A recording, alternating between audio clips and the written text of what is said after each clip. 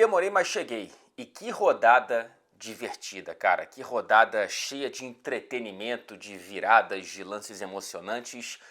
Enfim, eu vou concentrar esse vídeo aqui apenas nos 4 jogos que estão na capa, né? Então vou falar apenas de Arsenal, de Manchester City, de Manchester United e do Liverpool, evidentemente.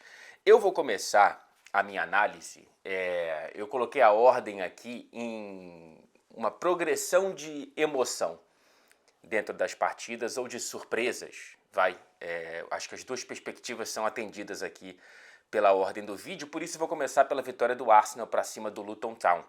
2-0 dentro do Emirates, um jogo que entregou tudo dentro das CNTP, né, das condições normais de temperatura e pressão.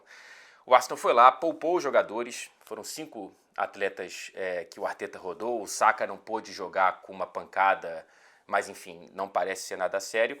E aí o Arsenal foi lá, não tomou nenhum susto, praticamente, e conseguiu uma vitória sobre o cambaleante e valente Luton Town. 2-0, o Odegaard mais uma vez teve uma atuação maravilhosa e se coloca, claro, cada vez mais na conversa entre os melhores meias desta Premier League. O Havertz mais uma vez foi importante e agora chega a 12 participações diretas para gol dentro dessa Premier League, o maior número dele na competição. Ele deu assistência justamente para o gol do Odegaard que abriu o placar no Emirates. A defesa mais uma vez foi intransponível e interrompeu a sequência de 18 rodadas em que o Luton Town fazia pelo menos um gol por jogo. Segurou a defesa, segurou o ataque do Luton. Nossa senhora, cara, essa marca do Luton era bastante interessante. E logo depois de segurar o ataque do Manchester City, consegue segurar o ataque do Luton Town. Importância do saldo, hein?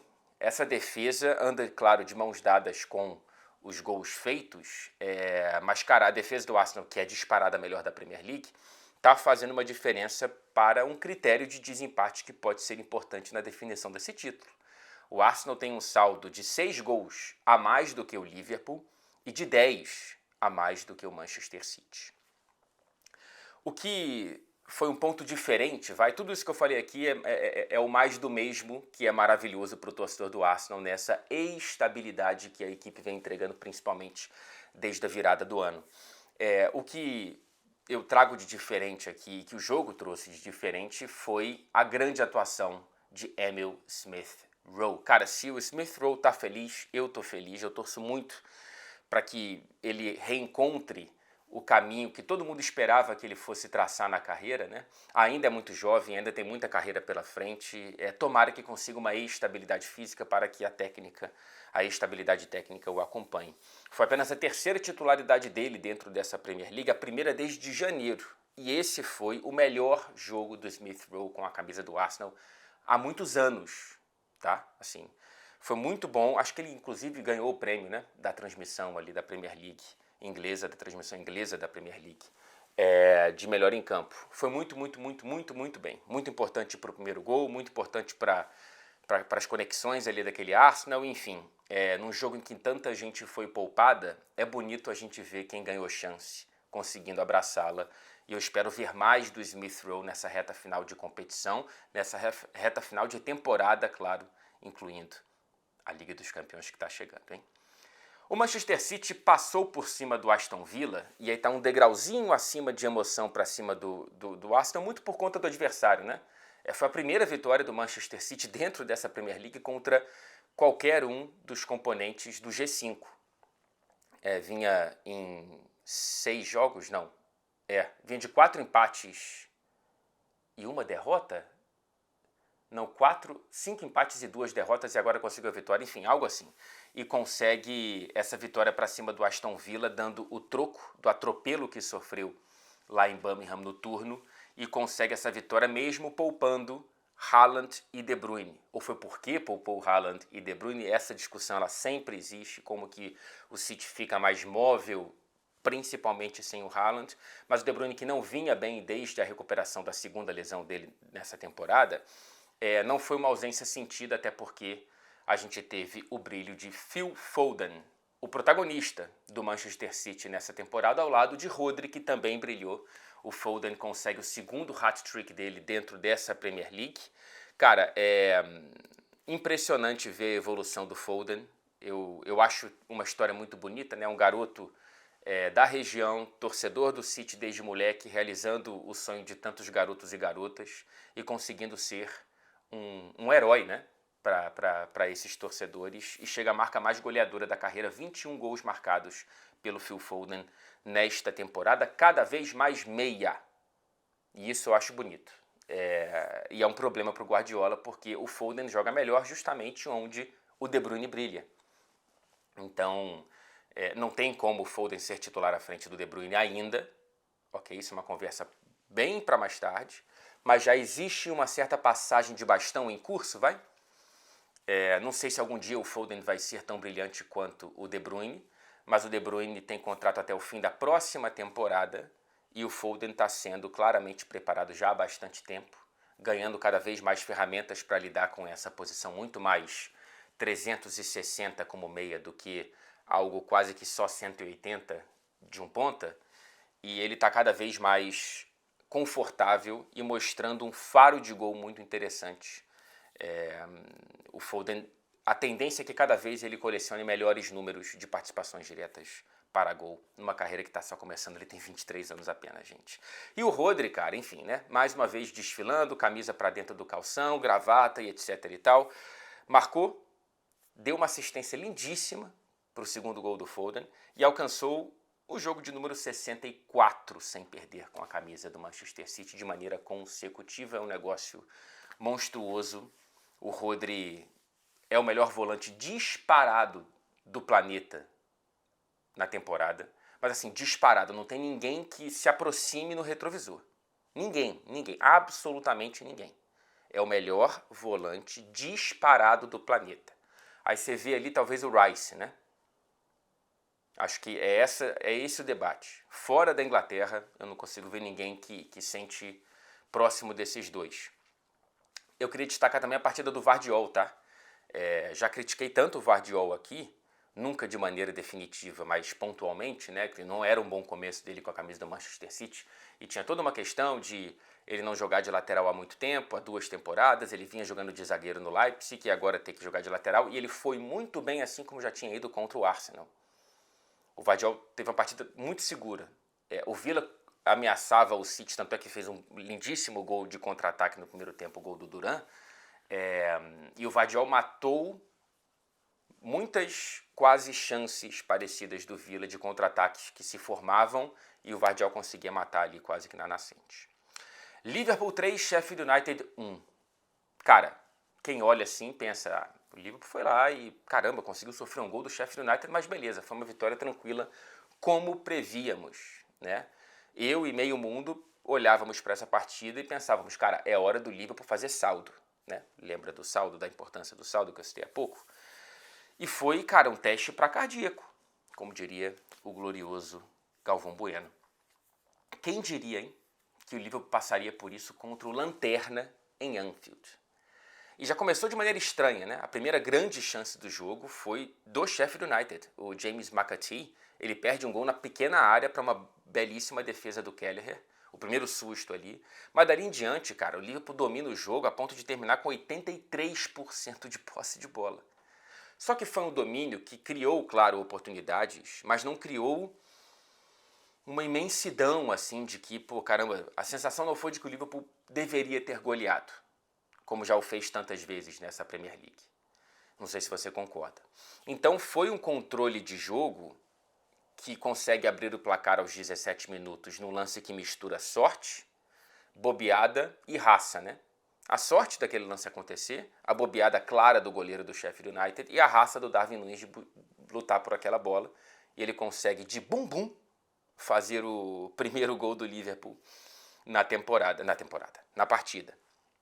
O Darwin, mais uma vez, conseguindo adicionar aí participações diretas para gol nessa que é disparada a melhor temporada dele com a camisa do Liverpool, depois de uma boa temporada passada, hein? Boa temporada passada. Só que aí tivemos um empate no começo do segundo tempo, no lance de infelicidade pura ali do Conor Bradley, e aí uma absoluta tensão em Anfield. O tempo passava, o empate não vinha, o Klopp mexeu na equipe, tirou o Salah, caramba, como que pode tirar o Salah e tudo mais. até que ele, o melhor jogador do Liverpool em 2024, apareceu mais uma vez. Cara, existe uma beleza especial no golaço de Alexis Mac Allister, porque ele alia a plasticidade com a necessidade, né? É a estética somada à importância. É o encanto com a técnica, né? Uma técnica que encanta todo mundo, que dá as mãos para um urro de uma torcida que estava desesperada e que implorava por qualquer gol e recebeu justamente aquele. Eu acho isso um encontro muito mágico. Quando o barulho do estádio que viria dessa maneira para qualquer gol, porque qualquer gol seria um golaço naquele momento, o Liverpool empatava em casa com o Sheffield United, lembremos, mas não veio qualquer gol. Veio essa patada de fora da área que vale ser observada por todos os ângulos de Alexis Mac Allister. Cara, quem só viu esse jogo saiu com a certeza de que o Mac Allister, ele não é só a melhor contratação dessa temporada da Premier League, debate levantado aqui ontem, num vídeo especialmente dedicado a esse tema no canal. Por favor, veja esse vídeo se você ainda não viu. Mas o torcedor do Liverpool saiu com a sensação de que não foi Lionel Messi o maior argentino que Anfield viu jogar. Não foi. Claro que não. E aqui um disclaimer, né? É uma brincadeira, é um exagero, é uma licença poética, porque lembremos que o Messi só jogou 2 vezes em Anfield e a mais marcante foi aquele 4-0 recentemente em 2019. Ele nunca marcou, nunca deu assistência, então, enfim, a brincadeira aqui é que o Mac Allister, por uma noite, fez muito mais do que Lionel Messi, enquanto argentino não há comparação de tamanho de jogador, etc. e tal. Eu sei que é chato explicar o óbvio, mas a gente sabe como a internet funciona, como os cortes funcionam e tudo mais. Cara, o Mac Allister, ele tá virando o que eu não previa, tá? E que sorte do Liverpool. Porque se ele virar o que ele tá virando, o Liverpool não tem só um jogadoraço em mãos. Tem um potencial craque de bola. Vamos aguardar e ver. A partida de ontem não se resume ao gol. Como o ano dele não se resume ao gol. Desde que o Mac Allister deu um passo à frente no meio-campo, ele está virando quase que um futebol total ali. Ele faz tudo naquele meio-campo do Liverpool. Ele é o para-brisa, ele limpa ali, né? Claro que com o Endo sendo o principal homem que não jogou ontem, né? Mas que é o cara que é o para-brisa. Mas o Mac Allister, ele desarma, ele arma, ele faz gol, ele dá assistência. Impressionante o quanto que ele alia uma partida completa com ser decisivo. Palmas para Alexis. E o Liverpool, com isso, mantém a liderança. Deixa eu atualizar aqui a tabela, já que a gente, né, passou pelos 3. O Liverpool está com 70 pontos agora, o saldo de mais 42. O Arsenal com 68 pontos, saldo de mais 48. E o Manchester City com 67 pontos e um saldo de 38 gols. E aí eu vou passar, amigos e amigas, para a absoluta loucura. Para o manicômio chamado Stamford Bridge. De como não saber ou não conseguir defender deixa o futebol ainda mais divertido. E de como as pontas soltas nas estratégias de 2 treinadores incompletos e pressionados fez com que a Premier League ganhasse um dos jogos mais emocionantes da temporada. É a graça que o futebol nos traz, né? Muitas vezes duelos entre times e treinadores extremamente muito mais competentes e muito mais bem treinados proporcionam jogos como o do City e Arsenal, muito menos fluidos, porque todo mundo sabe defender. E é difícil atacar contra quem sabe defender. Em Stamford Bridge foi uma loucura, né? Se no Etihad Stadium a gente viu muitas vezes o que eu comparei com um jogo de handball, em Stamford Bridge parecia basquete, cara. Não eram áreas, eram garrafões. Era um jogo lá e cá, não existia meio campo em dado momento naquele segundo tempo. Cara, vamos lá. O Chelsea ganhava de 2-0 até os 34 minutos do primeiro tempo. O Manchester United tinha virado para 3-2 e ganhava, sustentava essa vantagem aos 54 minutos do segundo tempo. E o Chelsea vai lá e faz o quarto gol da virada final da partida aos 56 minutos do segundo tempo. É uma loucura. É uma loucura, cara. E aqui, eu não vou fazer dicotomia aqui porque um venceu e o outro perdeu, tá? Não vou. Ambos os times erraram e acertaram bastante. Eu acho que procurar vilão e herói dentro de um manicômio é coisa de maluco. Por isso que eu vou separar aqui 4 pontos principais. Primeiro, o Manchester United vive uma crise de lesões que quebra quase que literalmente a perna de qualquer planejamento. Cara, são 31 lesões musculares na temporada. Várias dessas reincidentes. Foram 4 zagueiros machucados nessa semana. 2 dentro do jogo, Varane e o Evans. E aqui eu falo algo com base em informações, tá? Essa auditoria dos novos donos do Manchester United precisa passar pelo departamento médico. Precisa. E precisa também passar pela carga nos treinamentos de Erik ten Hag. Ele não é apenas vítima disso aí, tá? Ele também é vítima, mas ele é parte do problema. Segundo ponto, o Manchester United não sabe defender. Ponto. Ponto final e esclarecido. Não sabe defender. O que é treinado, eu não sei. Mas eu fico preocupado com o Ten Hag não se preocupar com o volume de chutes que a equipe sofre. Cara, gente, vamos lá, tá? Nenhum dos outros 95 clubes das 5 principais ligas europeias sofreu tantos chutes a gol em 2024 como o Manchester United. Você entendeu o tamanho disso? 95. Eu estou incluindo os lanternas de cada uma dessas ligas, tá? Eu estou incluindo aqui o Sheffield United, eu estou incluindo o Darmstadt, da Bundesliga, a Salernitana, da Itália, o Clermont Foot, da França, e o Almeria, da Espanha. Nenhum desses clubes, nenhum desses 5 e nenhum dos outros 90 sofreram tantos chutes a gol em 2024 quanto o Manchester United. Se isso não é um problema, o problema está em quem fala que não é problema. 225 chutes em 10 jogos, média de 22,5 por jogo. Coitado do Onaná, cara. E aí, para mostrar que não é só treinamento, é jogador também, os jogadores decidiram deixar o Cole Palmer livre dentro da área no último lance da partida. O que você vai fazer, né? Passando para o quarto ponto, não, terceiro ponto. Você lembra daquele debate, né, de melhor contratação? Então, quem esteve em Anfield saiu com a sensação de que o McAllister seria tudo aquilo.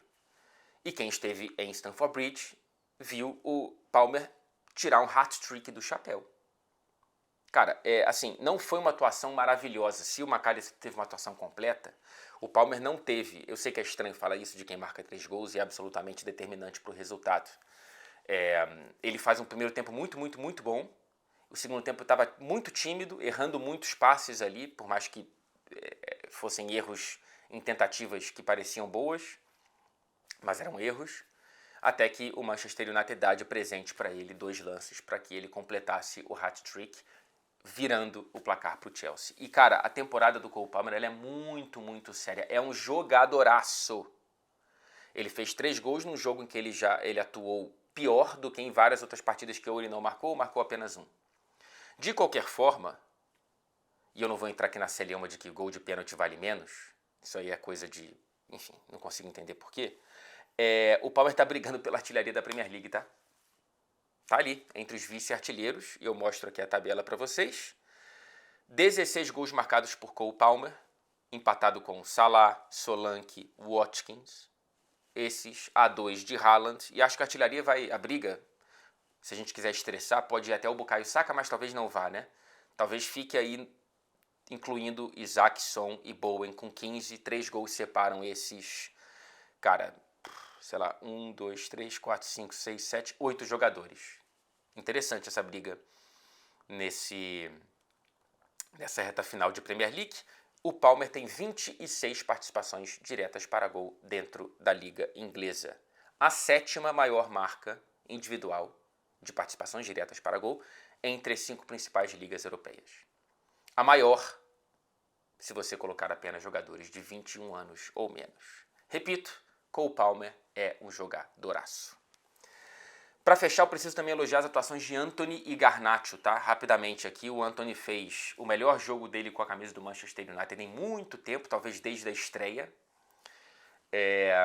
Ele faz o pênalti em cima do Cucurella, é o único erro flagrante dele na partida, mas desde então ele foi, para mim, o melhor jogador do United em campo. Ali junto com o Garnacho, que eu vou falar daqui a pouco, e do Bruno Fernandes. A assistência dele foi coisa de cinema, né? Assistência de 3 dedos, com tanta distância, deixando o Garnacho na cara do Petrovic, foi um negócio muito bonito.